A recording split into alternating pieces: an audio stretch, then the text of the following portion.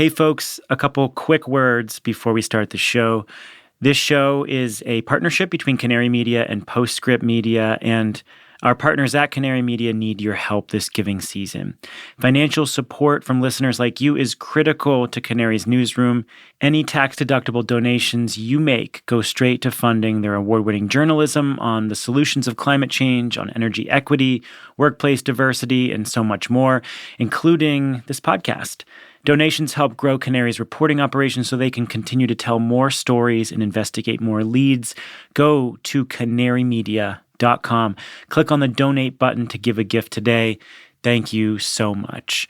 Also, just one more word about our survey. We've been asking you for your input on our shows, and we've got a link there at the top of the show notes. We are going to be giving away 5 $100 Patagonia gift cards if you end up leaving your email address. That is optional, but we would appreciate it if you could give us some feedback. It helps us so that we can structure the show to better meet your needs. Thanks. Here's the show.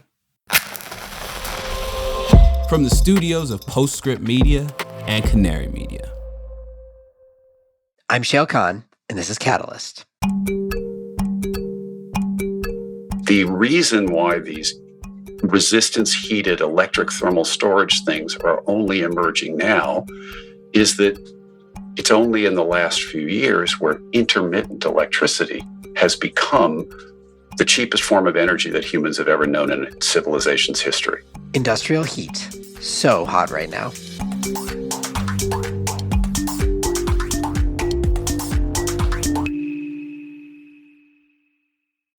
Let's face it, environmental news is often very depressing. That's why we focus on solutions on this podcast.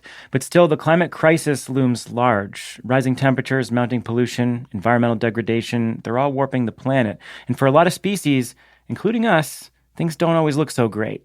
But the story doesn't end there. Every Friday, Living Planet, a show from Deutsche Welle, takes you behind the headlines to figure out what's happening and how we'll get through it. It'll also help you make better choices for a healthy planet and find space to reconnect with the beauty and wonder of the world around us. You can find Living Planet wherever you get your podcasts. I'm Shayle. I'm a partner at the venture capital firm Energy Impact Partners. Welcome. So one of my favorite things about climate tech is how full this sector is of these unsexy categories that have this ridiculously enormous scale and impact, where potentially relatively simple solutions can solve a huge climate problem. Case in point, industrial heat. Industrial heat is the single largest source of greenhouse gas emissions in the world. Full stop. I will pause there. It is responsible for more emissions annually than all transportation globally put together. About 25% of all of our emissions come from burning fossil fuels to generate either heat or steam to power some kind of industrial process. One of the reasons that we don't talk about it as such very often is that it crosses sectors. So we do talk about decarbonizing things like steel and cement and chemicals, but in each of those cases, much of, or in some of those cases, all of the emissions really is just coming from the production of heat. But of course, industrial heat is not just one thing. We need it in different forms, at different temperatures, for different processes, integrated in different ways. And above all, we need it cheap because that is how it is delivered today. So how do we do that while decarbonizing as fast as possible? That's our question of the day. And I was joined for this one by John O'Donnell, who is the CEO and co-founder of EIP portfolio company Rondo Energy, which, as you will hear, is tackling this problem of decarbonizing industrial heat head on. Here's John. John, welcome to Catalyst. Thank you for having me. It's a pleasure to be with you. Let's talk industrial heat. And let's start at the high level. So walk me through, why do industries use heat? And what's the right way to think about sort of categorizing the different industries and the ways that they use heat differently? Great question. Let's go up one click more. Half of the world's final energy use is used for heating and cooling. And of that, about 95% of that is heat. Heat used for industry is about 25% of total world energy use, and a little more than 25% of total world CO2 emissions because it comes from burning coal, oil, and natural gas more than about 80% of all heat. So for scale, I think the unit is 99 exajoules of industrial heat in 2019. If we do a units conversion and ask ourselves, we want to repower that with renewables, it's about 10,600 gigawatts of renewables, wind and solar with typical capacity factors, needed to replace that fuel consumption. And as everyone knows, we're at a spectacular moment in world history because those renewable electricity sources are now cheaper than the fuel being used today. Well, so we'll come back to the ways to decarbonize it a little bit later, but I want to spend more time on what it is in the first place and why we do it. So can you explain the purpose of heat in industrial applications? And then again, I want to break it down a little bit beyond, I think you hear there are these like ridiculously enormous numbers for how much industrial heat we use. So let's go one level beneath that and talk about different temperatures, different forms of that heat, and see if we could break it down a little bit. Sure. Whether you're making baby food or steel or cement or plastic or any of the tangible things that we use, or whether you're making fuel or pasteurizing milk, there's a wide range of temperatures, but across pretty much making everything globally, about 3/4 of the total energy consumed in our economy, which makes stuff, is heat, not electricity. When you're making cement, you mine a rock, you heat the rock literally to boil CO2 out of the rock and reduce the mineral to cement. Typical cement plant might use 55 megawatts of electricity and 1,000 megawatts of heat. Similarly, making steel, making aluminum, making, across all sorts of things, heat-based processes are transformative. And of course, because if what we have is fuel to start with, they are by far the cheapest ways of making those commodities as a civilization since the Industrial Revolution and before. We've figured that out, right? All the way back from cooking and residential heating at the dawn of human time. You sort of made this point, but there are different temperatures needed to run different industrial processes. Some relatively low temperature processes will need 100 degrees Celsius, for example. And at the other end of the spectrum, you have stuff like steel making, which is well over 1,000 degrees Celsius. So how does that pie split out? Yeah. Which technologies are going to be applicable where? And you summed it up. And if we go all the way to the high end of the number, part of making cement is well over 1,000 degrees Celsius. Yeah, pasteurizing milk, we need heat at around 80 degrees Celsius. Making baby food all the way through refining petroleum and biofuels, we need heat at around 200 C. Something like 80% of industrial heat is in the low to mid-range temperatures below about 350 C. And then there's a chunk around 500. Making cement, for example, 2/3 of the energy is at about 1100 C and 1/3 is about 1800. So, and that's really the highest that's in use. Steel making today, making steel with coal in blast furnaces, is at a higher temperature. But as you know, the steel industry is moving to new technologies that don't use coal, that run at different temperatures. They run actually at around 1,000. Let's talk a little bit about what this actually looks like inside an industrial facility. It's going to vary substantially, obviously, based on what you're making. But just paint me a picture of typical industrial facility that needs, let's just say something that needs relatively high temperature heat, 500 degrees C or above, or something like that. What does it look like? Where is the heat getting produced? Is it fossil fuels being combusted on site with pipes into the rest of the industrial process? What is the actual physical manifestation of this heat? Up to about 600, the vast majority of heat is moved around as steam. Steam is an excellent heat carrier.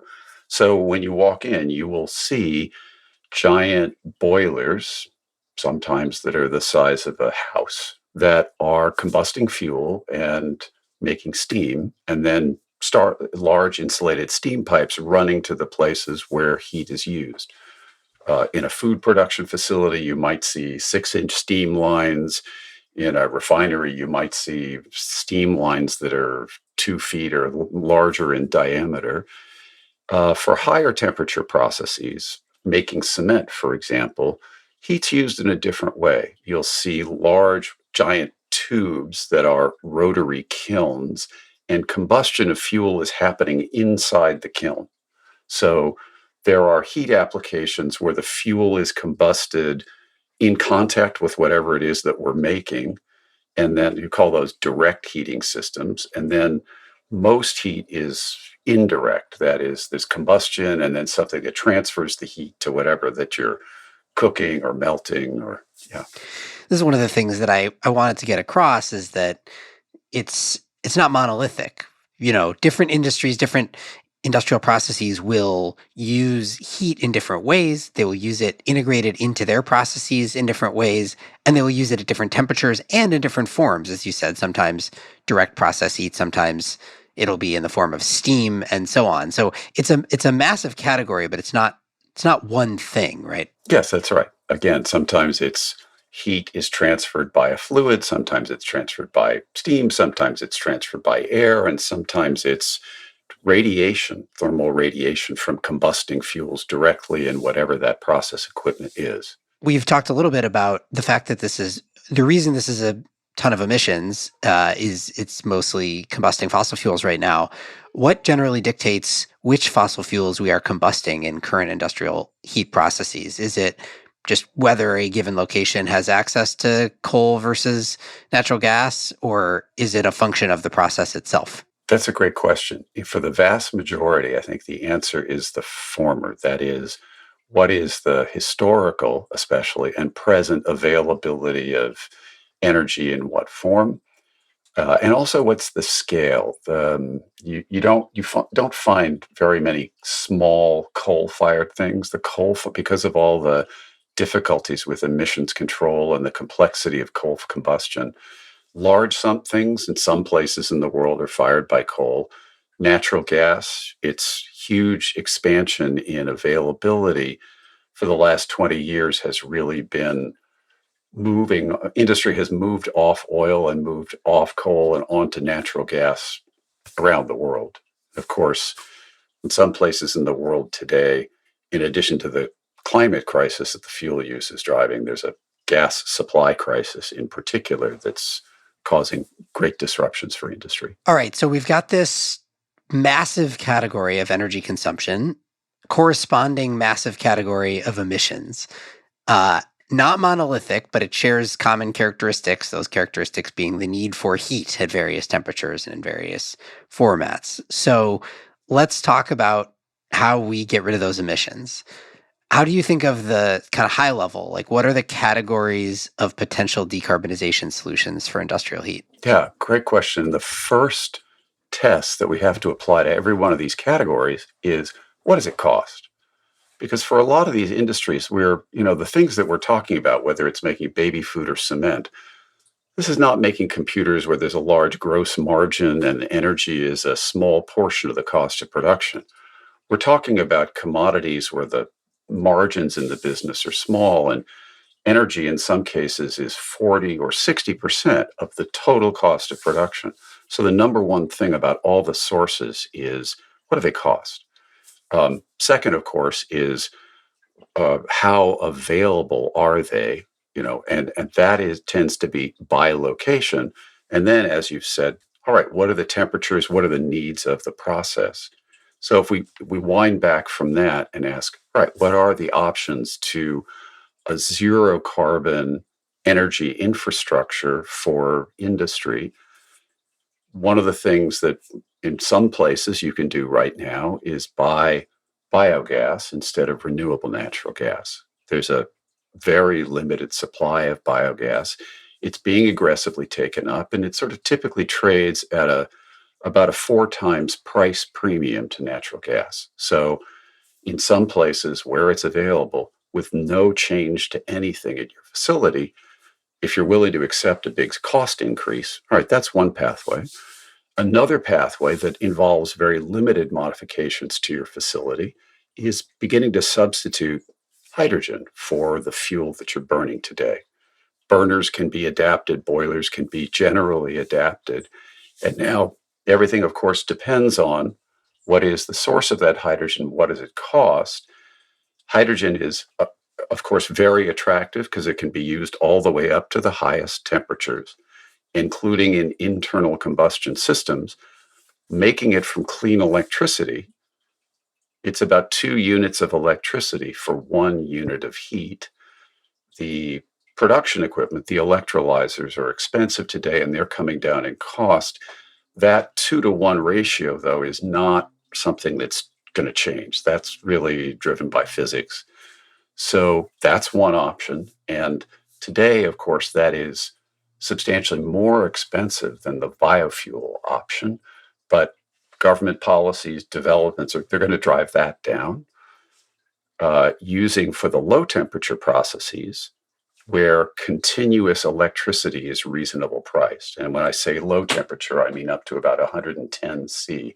Heat pumps are quite attractive because a heat pump, unlike hydrogen, where it's 2 units of electricity for 1 unit of heat, a heat pump can take 1 unit of electricity and give you 3 units of heat.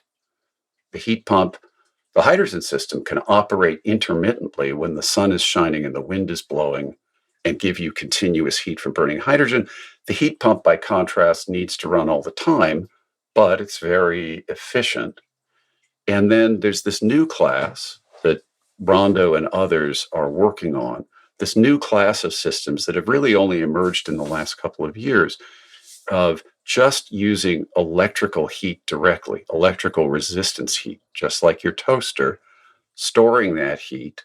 So heat when the sun is shining or the wind is blowing, store that heat and deliver continuous heat.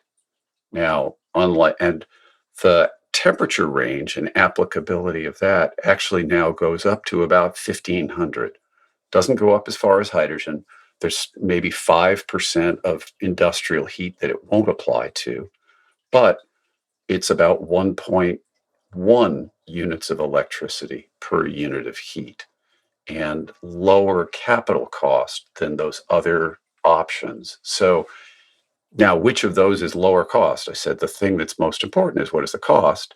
That depends on what are the dynamics of renewable electricity in that location.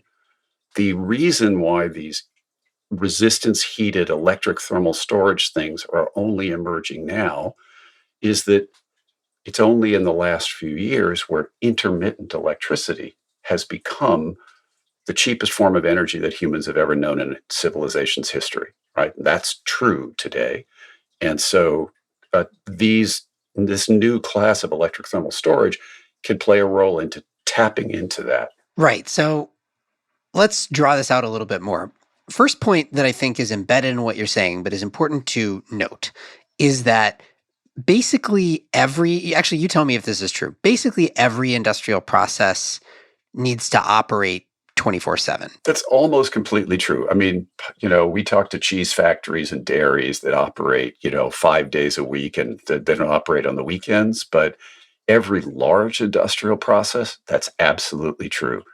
You start up a smelter or a refinery. If you turn it off, it can take you weeks to restart it. So, yeah, they operate typically with one annual shutdown for inspection. So, yes. Right. Which is a key point, because if that were not true and electricity, if you could just operate whenever there's cheap power economically and technically at these facilities, then they could just use those electric resistance heaters, the toasters, as you've described, directly and get their heat straight from the grid. And they would have no need for anything sitting in between, like thermal storage, like what Rondo's doing, right? But the challenge with that is that, and you can do that technically today, right? There's nothing stopping you from a technical standpoint from just electrifying industrial heat. It's an economic problem, right? Yeah, it's an economic problem, and a bit it's a technical problem, because you're absolutely right. And I should have mentioned that option. Direct electrification live with electrical resistance heaters. There is a whole class of things like electric arc furnaces that also directly use electricity. And an electric boiler, you can pair it with a gas-fired boiler. And there are companies out there who've been doing this for a little while now, setting up software so that the electric boiler runs when the electricity price is X and the gas boiler runs at other times. That works just fine, but the upper limit that we typically see in the United States anywhere is that maybe you'll get 30% of the hours of the year of clean power. You might get as much as 40% of the hours of the year of low cost power. But so it's a solution that's on the margin interesting. It is not an answer to get 95% or 90% reduction. And it is, so it's much lower cost from a capital cost, and it's mature technology. Electric boilers have been around for a long time. And if you're in northern Quebec or you're in lots of places in the world where there's a ton of hydropower, that's your answer, right? But the thing that you can have at arbitrary scale everywhere in the world is wind and solar. And in those domains, this matter of, do I want a small portion or do I want the majority of my energy to be renewable? That's the limitation with those systems.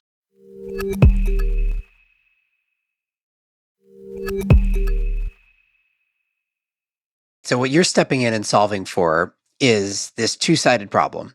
On one side, you've got the industrial facility, and we're trying to solve for the industrial facility having to change nothing about its operations. That is important. We're not trying to reinvent how they do what they do. They just need heat, and they need heat basically 24/7, 365 or close to it, and they need that heat to be cheap. On the other side, we have a newly cheap source of energy, which is renewables, which are electricity generation devices that, as you said, are the cheapest electricity, the cheapest energy known to humankind in history, but operate intermittently. And so if you want to take advantage of that intermittent cheap power and deliver it as continuous high temperature heat, this is where something has to step in between, and this is where companies like Rondo are stepping in. Now, what are the characteristics that you need in order to bridge that divide, both technically and economically, sort of being the key point? Because obviously, if you're going to suck up electricity from intermittent generation on one side, from just the hours when the power is cheap, as you said, that might be 40% if you're lucky. So you got to take in electricity at a higher rate during those times so that you could deliver it continuously at the rate that the industrial facility needs at the other side. So as you started to sort of recognize this problem, what were like this is what it's going to take for this to make sense? Yeah, you nicely summarized it. I say there are three separate problems. Perhaps you could break it down. McKinsey is running this group, or working with a group called the Long Duration Energy Storage Council, which just yesterday at COP27 published a report that really actually lays out these matters. So the first of those is, what is the rate and the cost at which you can take electric power, and what's the cost of doing that? How fast can the storage charge? What you find everywhere in the world is that the hours of curtailment, the hours of super cheap power, are much shorter than the solar day or the wind day. You might have 8 hours a day for PV electric power, but 4 hours a day when prices go to zero because there's curtailment. So one characteristic of a thermal storage system is, how fast can it charge? What is the cost per kilowatt for the charging system? The other matter is, now, how is the heat delivered? How adaptable is that? And different storage systems, based on how do they store energy in the core, what does it cost to convert whatever that heat is to hot water or to steam or to superheated air or superheated CO2, depending on what you're connecting to. What is the cost of that output energy conversion? And then, of course, what is the cost of the core, and how do we store energy? I mean, put a stone in your oven, heat it up, take it out, wrap it in blankets, put enough blankets on it, it'll be hot a week later, right? And there's a great thermal energy storage technology. And in fact, there are a bunch of folks who are doing variants of rocks in a box, whether it's crushed gravel or sand or other aggregate material. What you find when you pull on that thread is the box costs lots more than the rocks. There are very interesting applications there. They tend to be somewhat limited in the temperature they can reach because they have some external heating thing, and the cost of that heating thing for fast charging may be an issue. There is a lot of work, there has been work for 40 years in storing high temperature heat in liquids. Fertilizer, sodium nitrate, potassium nitrate. If you heat them up to about 180 C, they melt and turn into a colorless liquid that's stable up to about 600 C. Those molten salts have been widely used in the solar industry for providing heat storage. They top out at 600 C. They have lots and lots of cost and engineering issues, but that's another class. There are a lot of new materials that folks are working on using storing heat by melting and freezing silicon or aluminum, storing heat by superheating graphite and keeping it in an argon or a krypton atmosphere. What Rondo is doing is we looked around when we started Rondo because we'd been working on these industrial heat matters for a long time. Previously, a bunch of us delivered more than half of all the solar industrial heat that's running now. We've been looking for storage things. The steel industry for 200 years has had waste heat storage running at scale. There's 300 gigawatts of heat storage running right now at the blast furnaces around the world. They store heat in brick. They figured it out in 1828. Rondo is, we're using that material because it was proven, because it was available. And we came up with a way of heating that lets us heat faster. But this entire class of solutions, every one of them is above about 95% efficient in capturing electricity and delivering continuous heat. Based on what's in the middle, is it a liquid like salt? Is it a solid that you're an aggregate that you're blowing air through? Or is it something that's melting and freezing?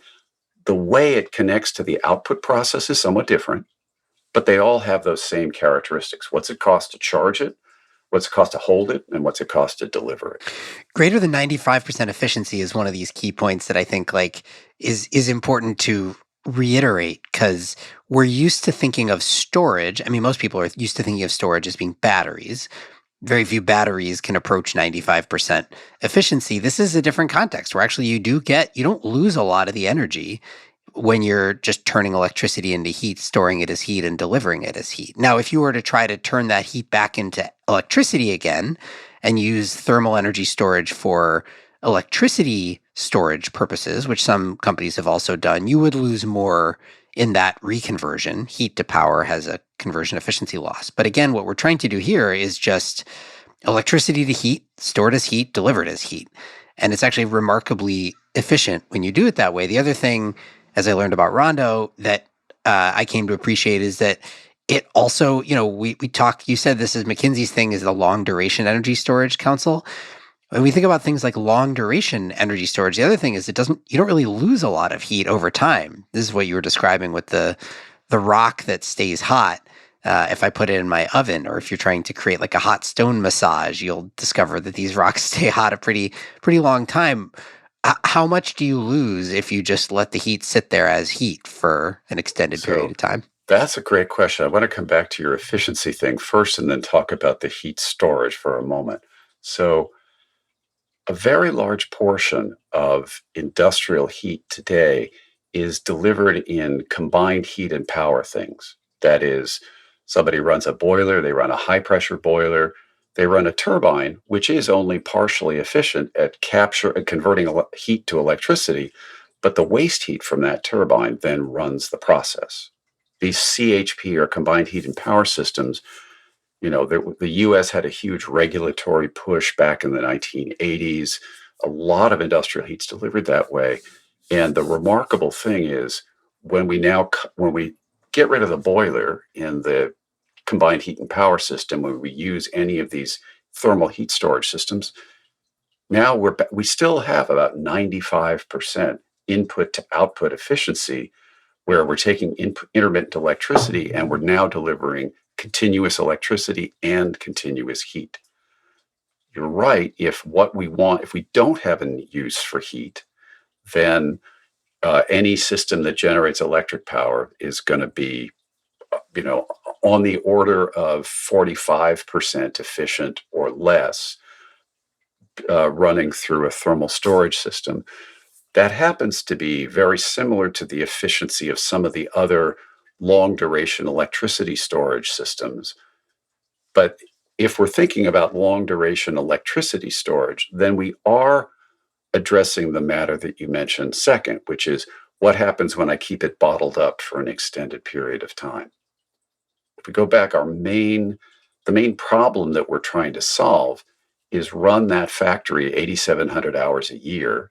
And from intermittent electricity, there's no business reason for using very much long duration storage. That is, especially in wind places, there are periods where you get 2 weeks where the wind isn't blowing. But one of the really remarkable things about this application, if you think about it, what happens when renewable electricity isn't there in the power grid? You're burning fuel in conventional power stations to back it up, and it's about 50% fuel efficiency doing that backup.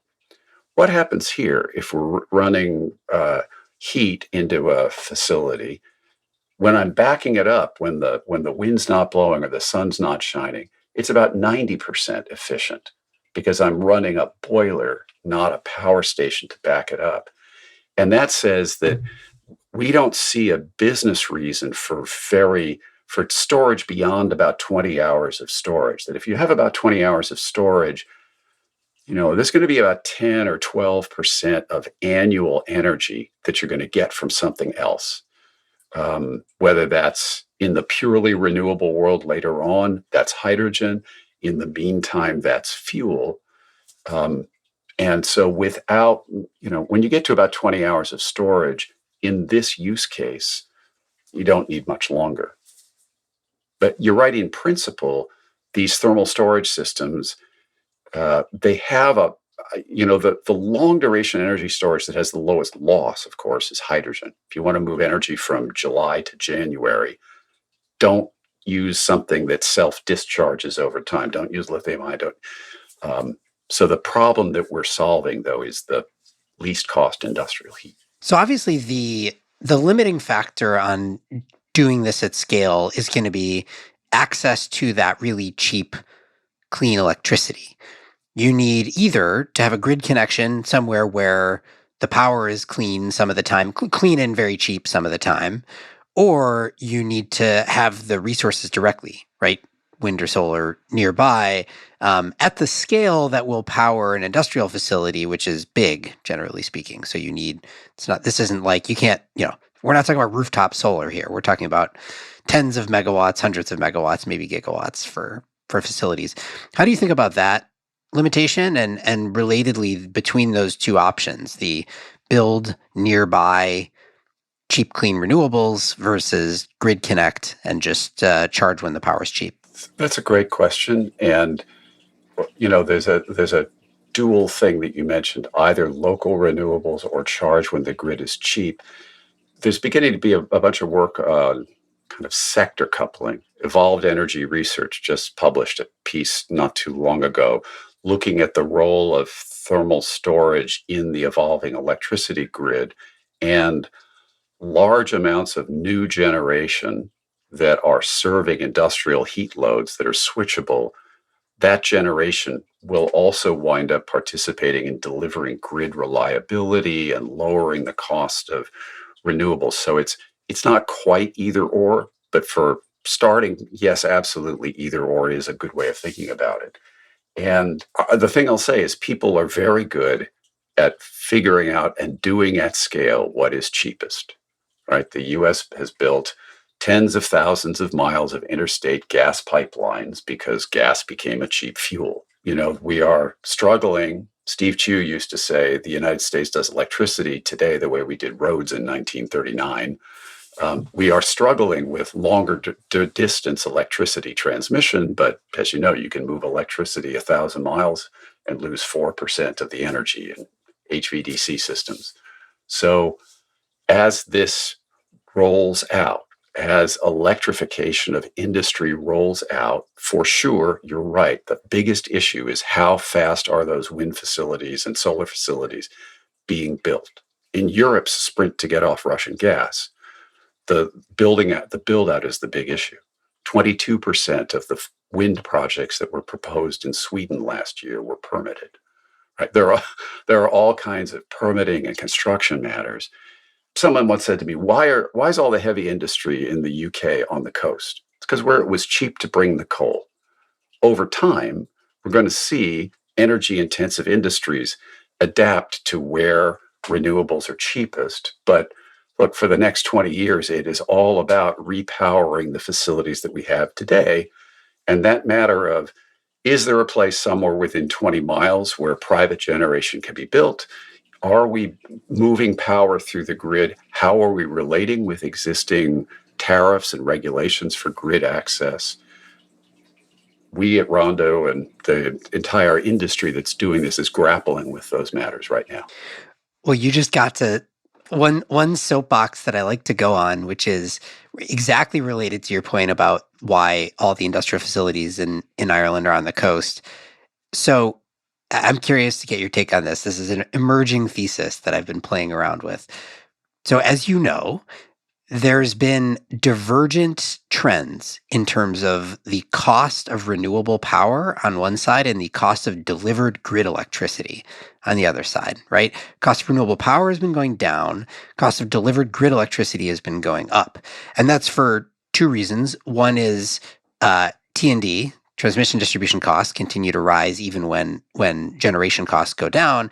And two is the balancing component of it and the cost of having a bunch of stuff online to deal with when the solar and wind aren't there. If you believe that those two lines will continue to diverge and it's going to continue to get cheaper and cheaper to just build renewable power, but it's also going to continue to get more expensive, at least on a relative basis, to get delivered electricity through the grid. For industrial facilities where the cost of energy, as you said, can be 40, 50, 60% of their total operating costs, and in a world where you have solutions to deliver continuous industrial heat, but using intermittent generation, whether it's Rondo or something else, are we not over some extended period of time likely to see massive scale grid defection, only not the type of grid defection that we talked about 10 years ago, where it was people putting solar on their roofs, but instead it's industrial grid defection, where industrial facilities increasingly are powered by off-grid renewables? Is that a future that you can imagine happening? And if so, it to your point about where these things get placed, like we could end up with, a wave of industrialization in the upper Midwest where there's cheap wind and in the South where there's good solar resources, but independent of where we see all that stuff today, because you remove the transmission constraint from the equation. Like, is this a totally crazy concept? No, these are the two. This is right at the heart of things. I'm really glad you mentioned all three of those things, because I would agree with you. For sure, we are headed toward huge industrial growth in the upper Midwest and the whole corridor from, the Dakotas down to the Panhandle. Oklahoma had 2,000 hours last year of negative wind prices. The IRA is going to bring vastly more of that intermittent negative price everywhere in the country. The production tax credit is tied into that economically. Now that's coming to solar. It is remarkable. Falling cost of generation, yet rising cost of electricity. Like, what's going on? Well, one is, you forgot to mention wind and solar deployments in the United States are slowing down, not speeding up. And there's a 10-year interconnection queue in Oklahoma for new wind projects. The average interconnection time for new utility scale PV projects in California is 7.5 years. So some of what we're seeing is rent extraction. Those who can get connected can charge prices that are not cost-based. I got my thing in the queue. So the answer to those high prices is, of course, high prices. That is, in a perfect market, the market would respond by building lots more transmission capacity. But the thing that's really driving, we've been struggling with for decades, is we used to build transmission lines that were connected to coal plants that ran 100% capacity factor. Now they're connected to wind farms that run at 40% capacity factor. So there's a lot of time when you're not using the wire for the same cost wire. What we see, actually, you set it up right. That is, either are we going to see big local generation and defection from the grid? What we're seeing, and not surprisingly, as a small company with, we're very impatient. Right? We're working on what can we execute right now. A great deal of what we're doing is off-grid generation. We've built our particular heat batteries to manage off-grid wind farms, off-grid solar farms. There are interesting things involved in doing that. But the medium term is we see a ton of new generation that's going to be built where during those peak hours, right, the peak hour, the actual system peak is about 4 or 5 hours that we see curtailment in California that's coming both from load mismatch, but also from transmission. During those periods, these new generation assets are going to output nothing to the grid. In fact, they may be buying from the grid. But during the shoulder periods, where we need a ton more in the shoulders, they're going to be releasing power to the grid, or they're going to be releasing during grid emergency.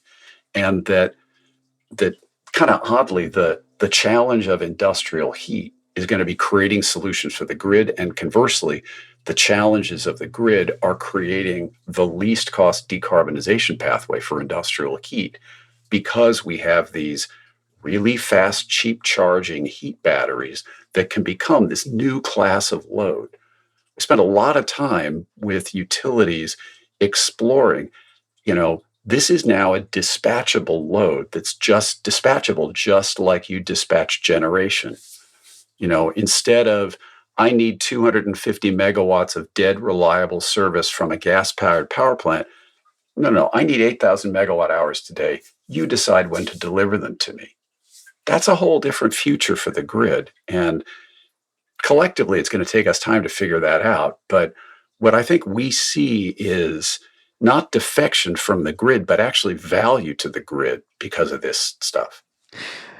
All right, John, that is all the time we have today. Thank you so much for joining me to talk through industrial heat, a topic that is near and dear to both of us, I know. Yeah, Shayle, thank you so much. John O'Donnell is the CEO and co-founder of Rondo Energy. All right, so as always, tell us what you think. Tell us what you think about industrial heat and all the ways to decarbonize it. This is actually a new thing. If you want to tell us and let us hear your voice, you can send us a voicemail. Here's how you do it. Just record yourself on your voice memo or sound recorder app on your phone, and then email us the file. You can send it to catalyst@postscriptaudio.com. That's catalyst@postscriptaudio.com. You can also just email us there if you don't want us to hear your voice. Once again, catalyst@postscriptaudio.com. We do always welcome feedback and thoughts. You can also find the show on Twitter, as long as Twitter continues to exist, at @CatalystPod. You can find me there, same caveat. If you like the show today, go over to Spotify or Apple Podcasts and leave us a rating and review. This show is a co-production of Postscript Media and Canary Media. Head over to canarymedia.com for links to today's topics. There's actually some really good reports on industrial heat that we will link there. And as always, Postscript is supported by Prelude Ventures, a venture capital firm that partners with entrepreneurs to address climate change across a range of sectors, including advanced energy, food and agriculture, transportation and logistics, advanced materials and manufacturing, and advanced computing. This episode was produced by Daniel Waldorf, mixing by Greg Vilfrank and Sean Marquand, theme song by Sean Marquand. Our managing producer is Cecily Meza Martinez. I'm Shayle Khan, and this is Catalyst.